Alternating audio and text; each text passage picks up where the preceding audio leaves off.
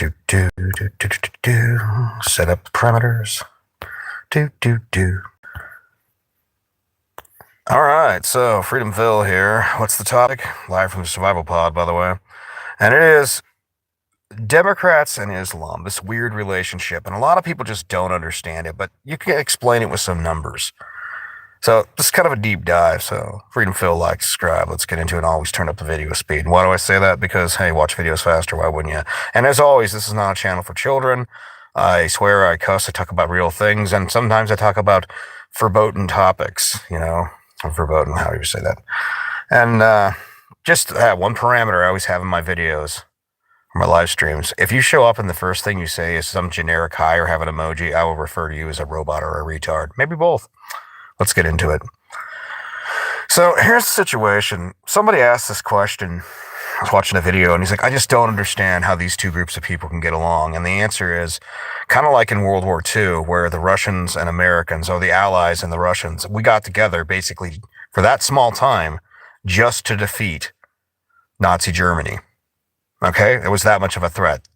And arguably right after that, they went your separate ways and you had the Cold War. That's the same thing with the Democrats and Islam. It really is. The enemy of my enemy isn't necessarily my friend, but a temporary ally if necessary. That's really how you could look at it deep down. But you ask yourself, why is it that Democrats have had to go this far and had to basically go, like the Democrat Party basically became, a lot of people say it was the big tent party, all the different little groups. Well, if you get enough small groups together, you have a large group. So you just kind of, it's like instead of having one dragon with a massive head and, super breath weapon, the Democrat Party could be argued as kind of a hydra, multiple different heads, and some of them fighting over stupid shit. But let's go back in time to explain the difference between the Democrats then and now. Yeah, by the way, like, subscribe. Back in the day, Democrats were Christian. I know, whoa. What do you mean Democrats Christian? Yeah, my parents' generation were, working class, equal rights, Democrats. That's, and by the way, a lot of people say, well, the black vote is still, largely Christian and Democrat, but that's a minority group. So it's not like a huge number. White Christian Democrats was a normal thing. They're for helping the little guy. And if you actually really analyze a lot of Democrat thinking and then basically, Christianity or a lot of religions, they're quite similar. Ironically, communism and Christianity, if you look at it, it's like you have the big leader, the glorious leader, nonsense, blah, blah, fucking blah. It's kind of similar, ironically. But a lot of people would be like, no, they're totally different. And that's one of the things. If you really get down to it, eventually what happened was when, I'd say somewhere in the 80s, like when the gay underculture started becoming bigger and more prevalent in the Democrat Party. It was the unspoken thing that everybody knew the Democrats were pretty much, if they weren't like hate the gays back in the day, like if you go back to the 90s, in the underculture, they were making progress for those groups. And part of it was get enough minority groups together and effectively you have a huge, massive force. Now, as they went more to where the modern left is, that you still have those old Christian Democrats that will vote, dyed-in-the-wool Democrats, labor style, like working class labor Democrats, that regardless if their party has left them behind, they'll still vote. But those people are dying off. Gen X in general wasn't nearly as Christian as the boomers. And you go further back, And so effectively, if you're a Democrat and you're Gen X, it's likely no religion or something like that. That number is slowly dying off. And arguably the universities, Democrat bastions basically work to kill it off. Because, you had the great debates with atheists versus theologians and all that stuff. And personally, I think religion is fucking nutty as hell. But, hey, I'm not going to tell you what to believe in that respect. I'm just going to say I think it's fucking stupid. It's like, yeah, a talking shrub or a snake or some shit. Woo, totally true. Just like with First Nations people, which, by the way, you're not the First Nations over here. That you probably your ancestors killed off their ancestors and so forth and so on. But yes, the great beaver brought the mud up from the water, and every tribe has their own belief. And ironically, one magic tribe in the desert caused how many fucking genocides, how many wars, if you really add it up between this particular starter religion and then the Christians, and then the Islams. How many people are dead because of fucking somebody's belief in a waggity woo? But that's humanity. Monkeys basically killing each other, hairless apes all killing each other over, you know, what was George Carlin? My dick's got a bigger dick than your God. Do you believe in God? No. Pff, dead. Do you believe in God? Yes. Do you believe in my God? No. Pff, my God's got a bigger dick than your God. And that's how much of society. Now, if you go back and you kind of look at like part of the reason why people would say, well, why is the magic tribe from the desert, linked with the Democrats? You'd think, you look at the values of this particular magic tribe, the big claim of we are the first people, and what proof do you have for this? Well, we said so. That's where if that's really all you're working on. We said so and we wrote a book. Wow. Really working good for you now, isn't it? But these people have basically, for God knows how many generations, like World War II, hey, a lot of Christians in Europe were fucking fed up with outside control of their areas, their countries, and all this. And then, of course, you had really, really anti-Semitism, fever pitch for a long time there. And you know what that really was a lot of the time? The Magic Tribe was smart enough when they gave loans to take interest. So they were building power all the time. Instead of just like loaning money and hoping you get it back, they expected to make something. Wow, like a normal fucking person. So the people who owed them money, generally rich kings or politicians or whatnot, they want the money, but they just don't want to pay it back. And the simplest way to never pay the money back is to basically kill off the people you owe.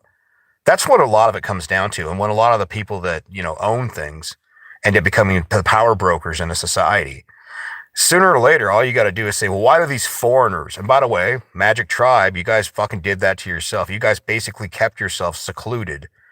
You guys did that. So that's part of the reason that there's that leftover stigma from World War II. In fact, I find it ironic because there's like this guilt trip that's constantly put on Christians for what happened in World War II, even though countless numbers of other Christians fought against the Germans, Christian German against Christian Allied. So it's fucking weird the way people are still having that, but that's still a kind of I don't know, miasma, haze, I don't know what to call it, hanging in the wind. And that actually explains a lot of the reason that, well, frankly, anyone could even argue the Bolsheviks and the communists and all that shit. You could even argue that the reason that the Magic Tribe generally, why they're Democrats in America, for instance, because their values do not align with that. Just like with Islam, their values do not align with the modern Democrat Party. They don't. But it's better to be, if you're a medium-sized fish in a small pond, than a medium-sized fish in a large lake. And arguably Christianity, conservative Christianity, well, if we're being honest about it, it is a huge fucking lake in America. Just like the rest of the world is a huge lake. So basically with the Christian Democrats, the elder generation dying off, what has basically happened is that you're losing numbers every year. And by the way, Democrats don't have kids in the same way, but you know who does? The Islams. Now, one of the groups of people that are slowly going more conservative, and this scares the hell out of a lot of Democrats, the power brokers, is when black conservatives, generally black men in general, are walking away from, because like you look at what is the Democrat Party really doing for a man in general, but a black man particularly. Like, look, you got women that have been basically propagandized to hate their own men until they need something. And that's kind of been humanity since the dawn of time to some degree, and then some of these guys are saying, well, what do I get for hitching my wagon with you? And so some guys, even if they're not becoming conservative, they're walking away. They're not guaranteeing their vote. That scares the hell out of a lot of Democrats because the black vote was solid for ages. And then the male vote is kind of going a different direction. It's not necessarily going totally conservative, but it's now going independent. Because, well, frankly, feminism, global homo agenda, and everything's your fault because you have a chicken versus a taco. That's been kind of toxic. And some guys are like, I don't, like look at the divorce situations where guys don't get to see their kids, they don't get to have, any sort of real life, and they're basically treated like indentured servants in their own fucking country. That's just not, it's not, look, it's not something that people will get behind and be like, man, I want to sign up for that. At least with the other side, at least even if it's all bullshit, because I think a lot, like for instance, a lot of conservative women are totally full of shit. They really are. And they're like, well, what do you mean? They'll make a big claim that, you know, we're conservative women, but they vote. They don't vote to repeal any of the things that they had before. Like, I don't see them going out of their way to repeal Roe v. Wade or any of that. They're not really doing it. Like, some states have, but those are the states that were already like dyed in the wool red, They're not pushing back anything. So I think a lot of female Christians, like conservative Christians, it's all just a disguise. But at least there's the illusion that you might have something over there. Another factor is they can't count on all the minorities to steadily vote Democrat, because you might bring in, say, a ton of South American Latinos, whatever. But these people, let's be honest, hardworking backgrounds, generally Catholic Christian.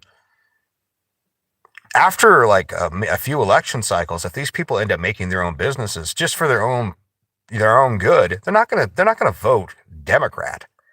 They're gonna vote conservative for tax reasons, and because, well, at least conservatives still give lip service to the Christian belief.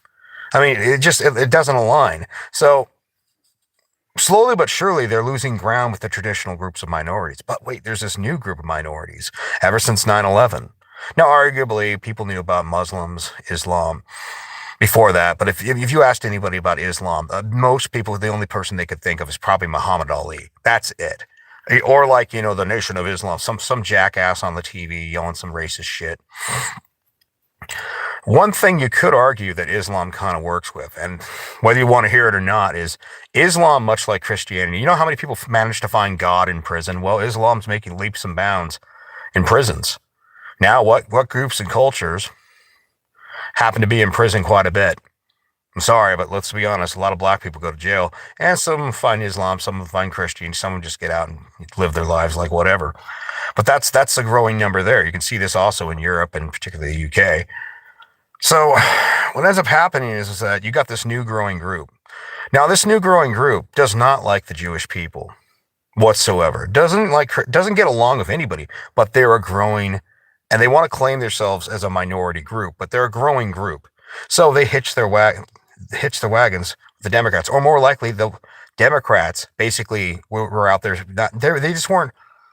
When Christian conservatives are like, fuck Islam, Democrats saw an opportunity with that, because they know they're losing numbers in other demographics. They're losing traditional Christians.